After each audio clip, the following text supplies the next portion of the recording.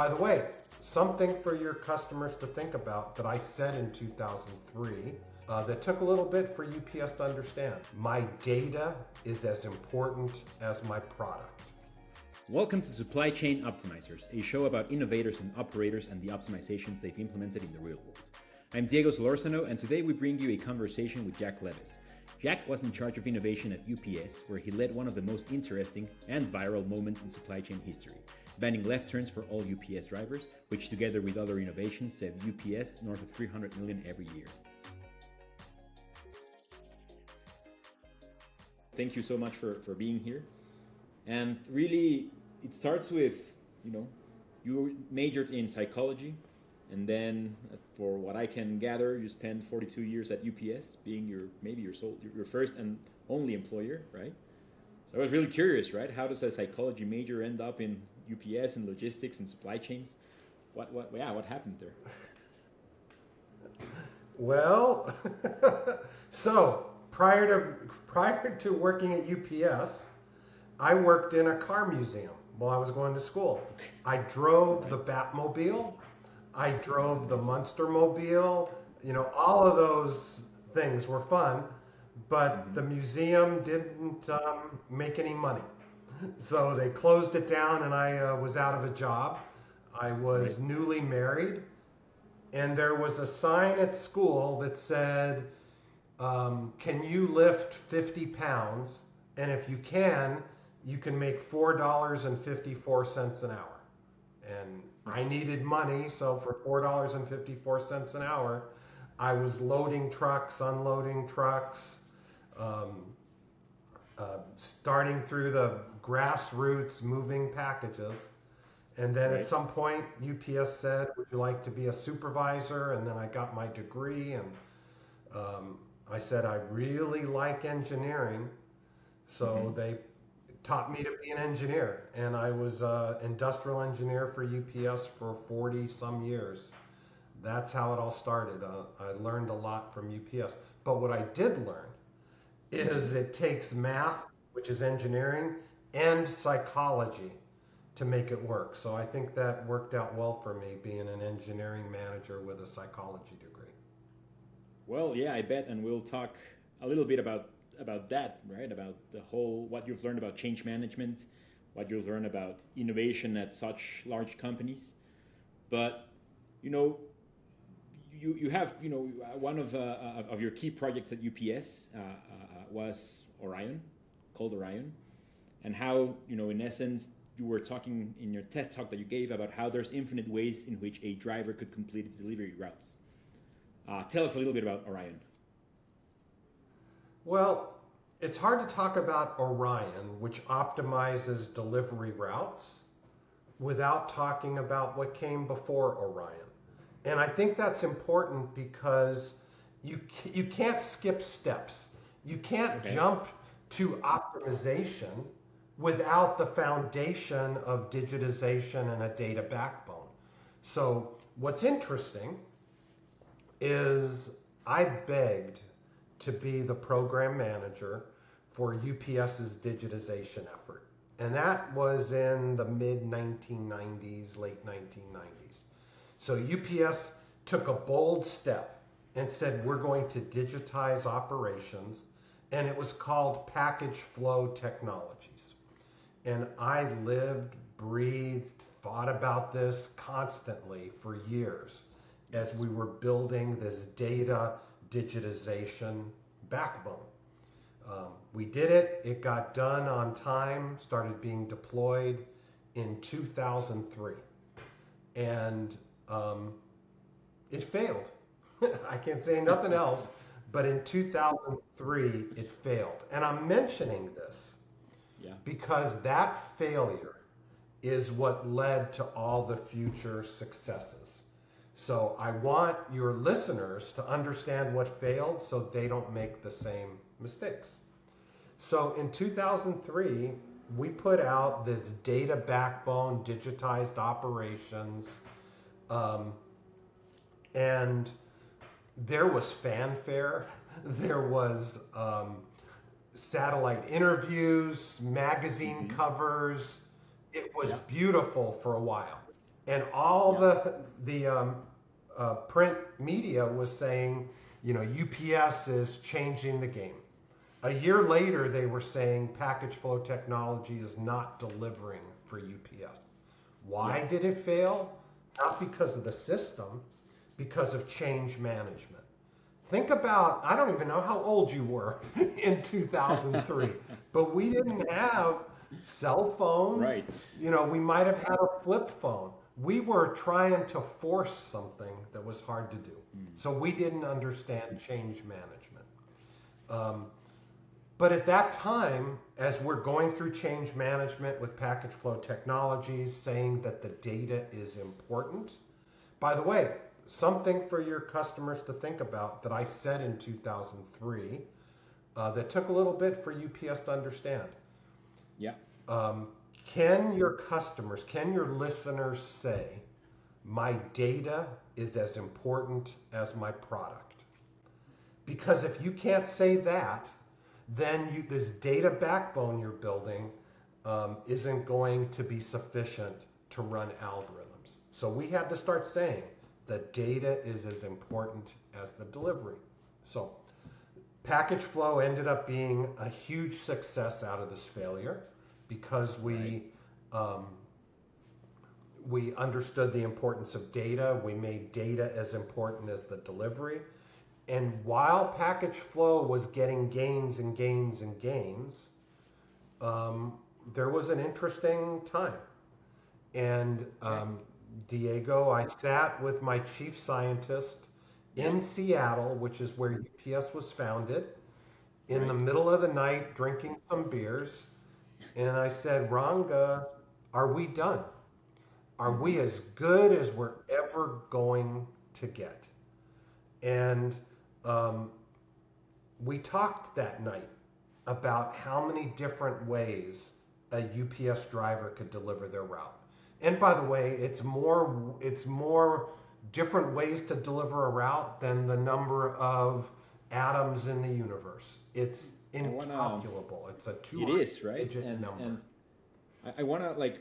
Sorry to cut you off on that one because I really wanna explore a No, little that's bit good. the magnitude of that problem, right? You have something in around, how many ways are there to do six things in a list, right? Let's say that I want to go grocery shopping, but I need to go to the bank first, and let's say there's Yep, six 720. items on my list. Sorry, Yep, 720. 6 times that's 5 right, times 4 times 3 times 2 times 1. right. And then what 720. happens if it increases Easy to to seven? calculate. Easy to calculate.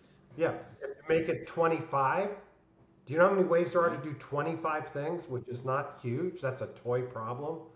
Mm-hmm. 15 and a half trillion. So trillions of different ways with just 25. So That's the right. problem explodes. And then how many deliveries does a Um, UPS driver have to make in a certain day? well, roughly 120, often more than that, Um, And how so many ways are there to do that?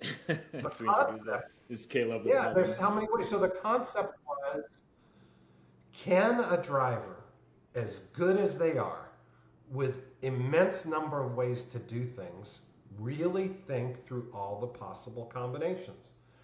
And that's what my chief scientist said to me. And I said, well, why don't we? And I said, well, can we get better? And he said, the only way to know is to build the system and find out. So we started building Orion in 2003 with a team of 2 or 3 people that I funded myself. It was Mm-hmm. not a, it was not, it was a skunk works project that, I didn't go get approval. I just took a few engineering resources and we worked on it. Right. And what was interesting, Diego, the creating an answer happened within a few months. So within a few months, we had an Okay. answer, and it said, "Wow, we could save miles, we could save money," Mm-hmm. but that answer was never implementable. It was not something that a driver would accept because there are too many things that go on in the real world Right. that the algorithm didn't take into account. It looked good on paper, but it wouldn't work in the real world. So we spent a What are long some time. of those things, Jack? Well, let's start with this one. Consistency. Consistency.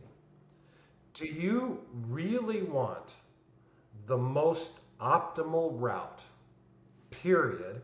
Or are you willing to give up $1 to be consistent from day to day? So people like consistency, customers like consistency. So we had to build consistency into Orion. Second thing is risk. Um, if you have to get to the airport to travel to Mexico City or back to New York, and you have to be at the airport at 11, is it okay for us to plan on you getting there at 10:59? Or do we need a Depends if you buffer ask my to wife or not. reduce the risk? To figure it out. So we had to figure out consistency. We had to figure Yeah. out risk. We had to figure out subjective things. And we had to work through all of those to create a solution that looked like it came from a driver, not one that came from a computer. That's And that fascinating. took years. That took years. And let's dive into how many years, right? But just for context, what does Orion stand for? Well, Orion stands for On-Road Integrated Optimization and Navigation. So conceptually, the driver's on road. You give them a order of delivery, a way to deliver their route as they're leaving the building. In theory, as things change and they're on road, you update that order and you give them ways to navigate to their stops. And that's Orion. We didn't get it all done at once. At day one, we just gave them a route before they left. We didn't do it on road. So it was IO. And then we said we can do it on road. It was Oreo. And then we added the N at the end, and that's Orion. So we even worked into there.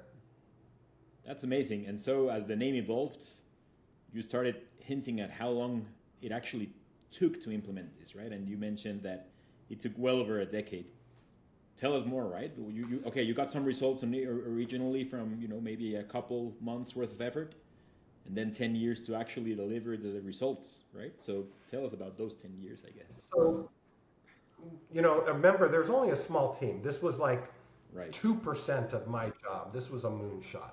So I understand people are going to tell me I don't have 10 years, but you should have the moonshot and your medium-term projects and short-term all going on simultaneously. So this was my moonshot.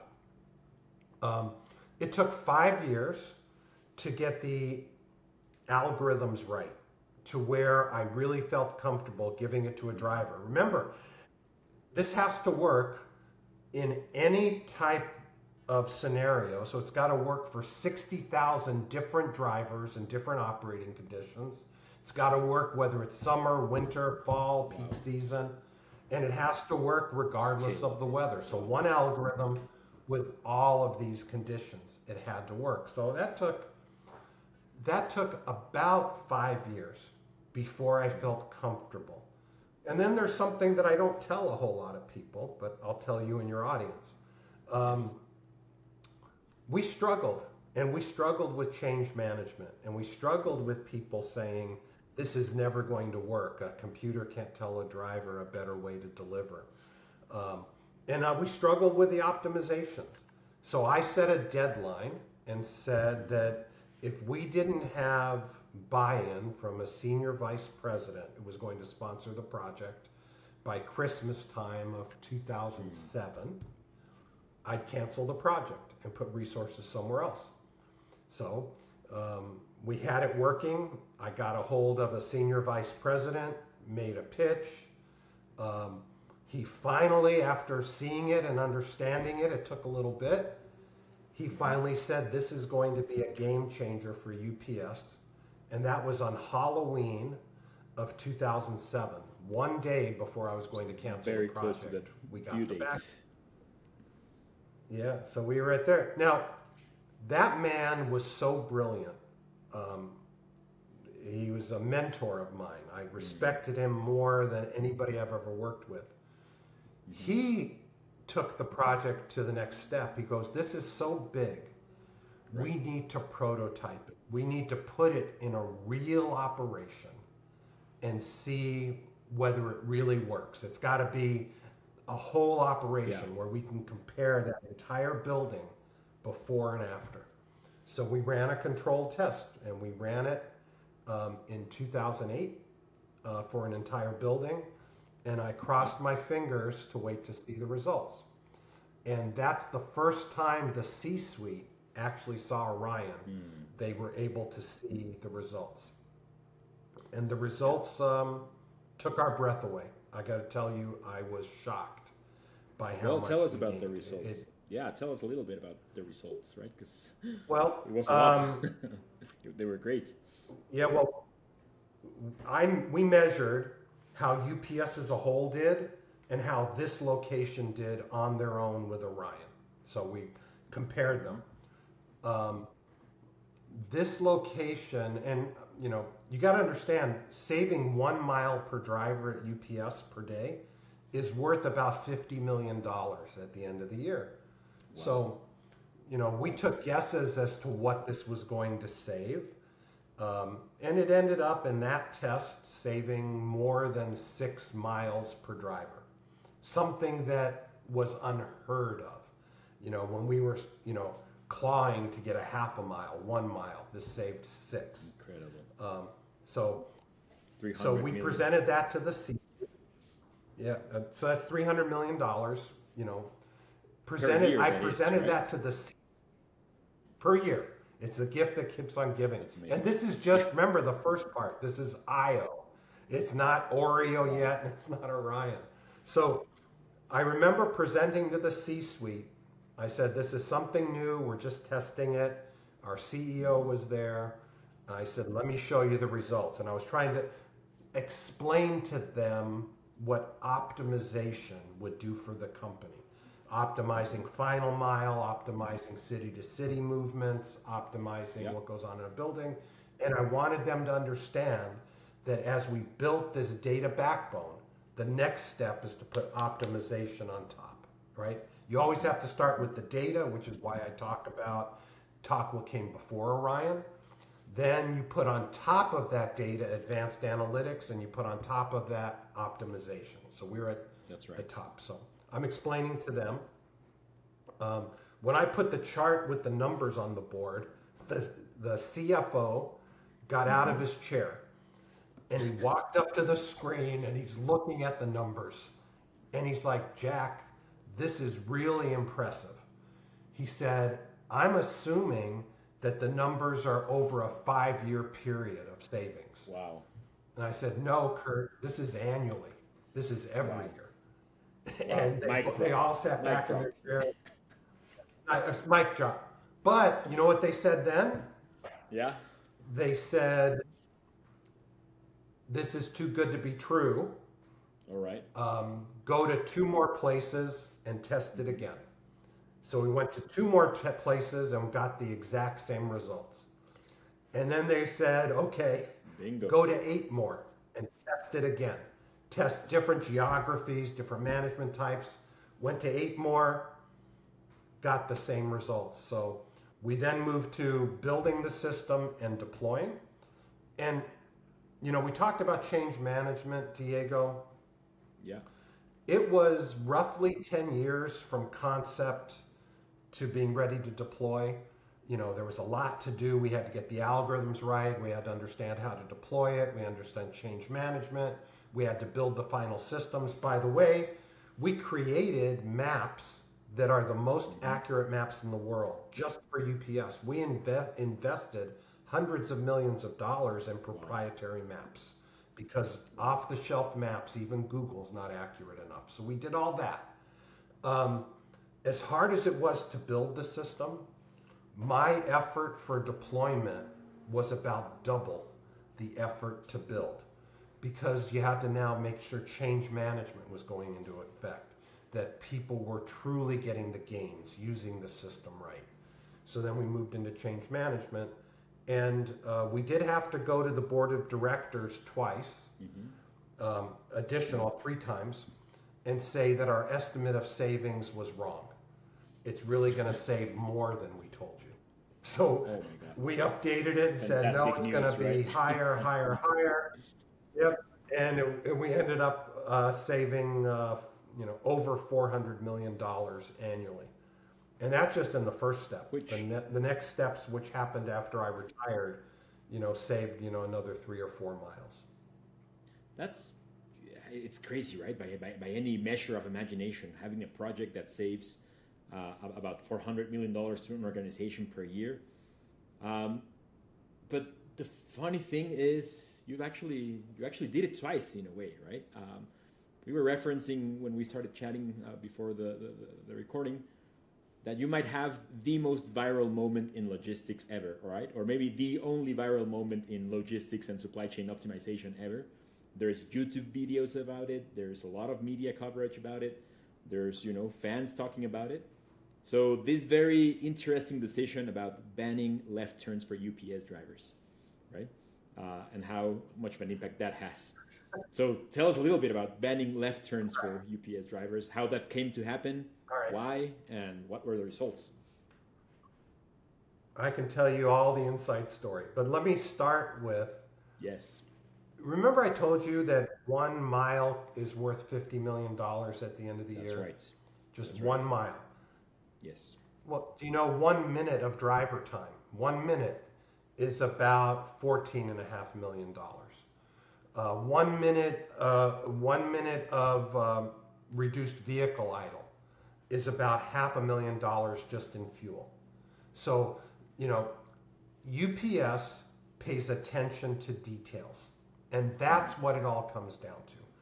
Are you paying attention to details? By the way, I guarantee you, and I've done this with hundreds of thousands of people, if I showed you 2 Orion routes, the driver before Orion and Orion, you won't see huge changes in the route. Orion finds a 1/4 mile here, a 1/2 mile there, a 1/3 mile there, and then it adds all that up into a big difference. So it comes down to attention to detail. So engineers that predated me said, it takes longer to make a left-hand turn than it does to make a right-hand turn. And if we tell drivers to make right-hand turns, we could save money. Even though it's hard to measure, we will save money. So that became part of the UPS standard, among other things, by the way. If a driver has a pen for filling things out, you put it in your left-hand pocket if you're right-handed. If you're left-handed, you put it in your right-hand pocket. When they had keys, we prescribed where to hold your keys. Everything was to save that little tiny bit, and that's where it came from. So if you want to know how this became a legend, so that's the history of how it got there. It's from saving money, attention to detail, tiny little things that goes into the driver's manual for how to do their job. It's a 75-page manual. There's a 100-page manual on how to dispatch. Everything was written, and this came from the founder of UPS. He liked things with processes and procedures, and that's the company culture. Well, and that's please. So we got a call from, of all places, Parade magazine, and this little off magazine that's in their newspaper, and they said, can you tell us what an average consumer can do to reduce their gas bill, their fuel bill? What can an average consumer do? Right. And I said, I don't know. And so I went to the manual, and I said, what do we teach our drivers? So I told them, well, you can use the right vehicle for the right job. So don't take your minivan if you could take your compact car. because that's part of the UPS Pretty model. reasonable. That's part of the UPS Yeah. model.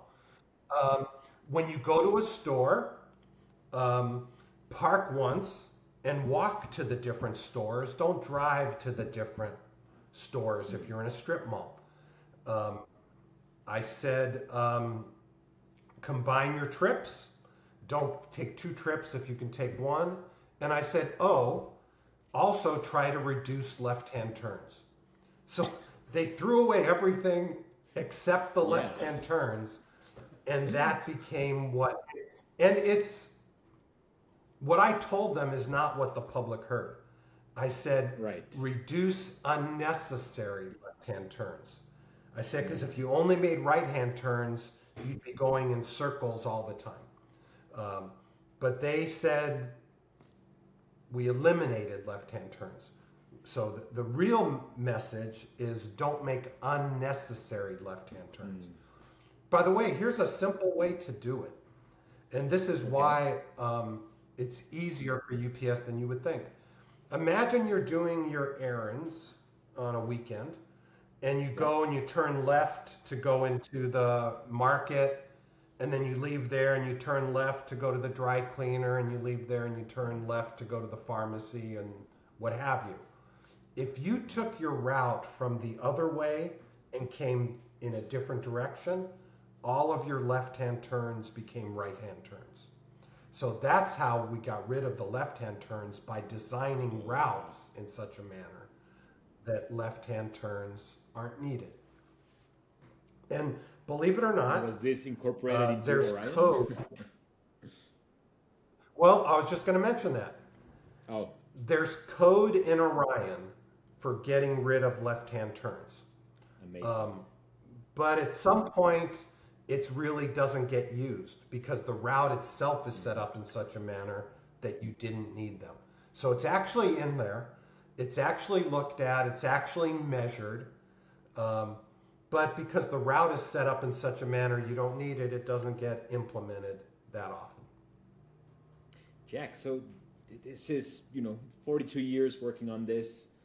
This is a fantastic story that you have to tell.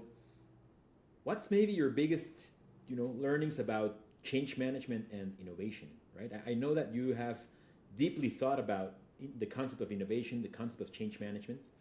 What are maybe 2 or 3 lessons that or your biggest lessons about it? You need to change behavior. So you need to change behavior. You need to have an understanding that data is what will run your company, because the systems, the algorithms work in the virtual world and people are working in a physical world, and they have to align. You have to align the virtual and the physical. The most important part of change management, which is what I listened for, is changing a conversation. Listen to what people talk about. So if you're putting in a new system like Orion, and people are talking about the same thing in the morning that they always did, you're a flavor of the month. They will do what you want until you leave, and then they'll go back to their old ways. So the easiest way to make change happen is change how people are measured. So we actually measure change management. Before Orion deployed, before systems go out at UPS, we say, what are we going to measure? What is the measurement that we're going to have? Make sure the systems take that into account, and change needs to be part of that. One of the things I like to do is measure what people can control. So telling a frontline supervisor, I'm going to measure how many miles you saved, that is not helpful to them. What are they supposed to do to save miles? They don't know. So we turned it around, and we did not measure how many miles for their scorecards, for their personal reports. We measured for them, are you doing the right things? So their measurement for the front line was, is your data accurate? Are your plans of high quality? Are you overriding the systems with um, changes that don't need to be there? And are you following your Yes. own plan? If you're doing those things, the savings will come. If you're doing all of those things and you didn't get savings, that's not the frontline supervisor's fault. That's the fault of the system. So we measured what they could control. We measured their own behavior, and it got contagious. There was actually contests. We had balanced scorecards. So the balanced Yeah. scorecards went out. We measured it by person's name and how are you doing with these leading indicators. And when those leading indicators were working, the lagging indicators of miles and dollars saved happened. Something happened, Diego, that surprised me. Remember, I told you that we went back 3 times and updated and raised our estimate of savings? Yeah. That happened for a very surprising reason to me. I couldn't understand Okay. this. Um, we didn't change the system was the same. So why are the savings estimates getting higher? Well, it turned out an individual site People adopting in it. their second year, they did better than their first year. Of And in their course. third year, they did better than their Yeah. second. They were figuring out on their own, because the change management took hold, ways to use the system in how we didn't expect. And they came up on their own. So they got better and better and better. We didn't expect that, but they did. And that's how come the savings got so great. Yeah, it always blows my mind how much about, well, pretty much any implementation or anything is about incentives, right? The famous saying that, you know, if I have to find something but my job depends on not finding it, I'm not going to find it, right? Yeah. This is a It, perfect it was example, great. right? How you measure is how you get results, and what you measure is what actually gets done or not. Yep. You People also, Jack. on their own. Mhm. No, go, No, go. please. No, no, please, please, please. People on their own. I was going to say on their own, they started doing things like giving out awards, giving out Wow, trophies, to the best wow. dispatcher, and it got viral. It got crazy. I remember I got a call once from this supervisor. He was brand new to the company, and his job was to dispatch. And he told me he loved Orion because it Wow. made it so that he could quantify his changes. It made it straightforward for him. And I remember he told me, my goal is to be the best dispatcher in this company. Oof. We had 800 of them, What and a they got story. ranked every single week. What a story. And he called me back 3 months later. He goes, I did it. I became the number one dispatcher in the company by following the methods, by using Orion. It was viral, and then competition happens. Everybody likes competing, so they wanted to move up that list. And it became, what do we need to do to move up the list? Just those things. Make a good plan, Exactly. follow the plan, keep your data, and it will happen. And it did. It's maybe a perfect way to what a story, right? And then you realize it's really about the impact in others. And to that point, right? You've really mentioned that you hate, or if not hate, at least really dislike this concept of incrementally better, right? That you've really throughout your career pushed for what you called next generation better. So, what gets you excited today, in the world of logistics, supply chain optimization, operations research? What's next generation better, right? What gets you excited these days about next generation better? Um, I don't know if excited is there, maybe depressed, and that's leading to excitement. Um, Diego, UPS is an amazing company. I loved working there. Every minute I loved my job up until retirement. I still love UPS, and I Yeah. was shaving earlier and brown blood came out. I'm brown blooded. Um, but UPS went on this bandwagon of we're going to digitize, we're going to optimize. That became part of the culture. When I look at the supply chain today worldwide, there's not a Yeah. data backbone that exists, and that's depressing to me. Now, that is exciting to me because I see how much can actually happen if this data backbone can get put in. And I think we need a data backbone um, worldwide. Certainly in the US, we should be able to do that. But I think the supply chain needs to follow what UPS did, build, get high quality data, um, put on top of that high quality data frontline tools that allow users to visualize and plan and clear up the data. Then put on advanced analytics, and then on top of that, leadership and change management. And if that happens, I see a huge change for supply chain.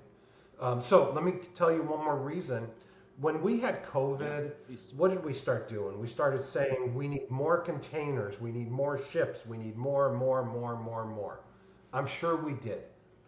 But when we were done implementing Orion, UPS was delivering 500,000 more stops a day with the exact same infrastructure.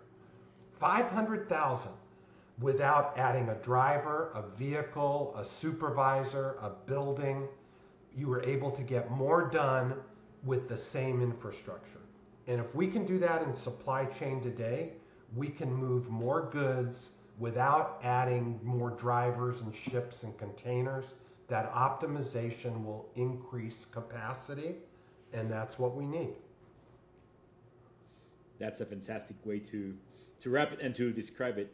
Jack, I'm so thankful to you for coming on today. Really, thank you very much. You have a fantastic experience, a fantastic story, and really enjoyed the conversation. Thank you so much for doing it. Thank you, Diego. You guys are great. Keep it going. Thank you.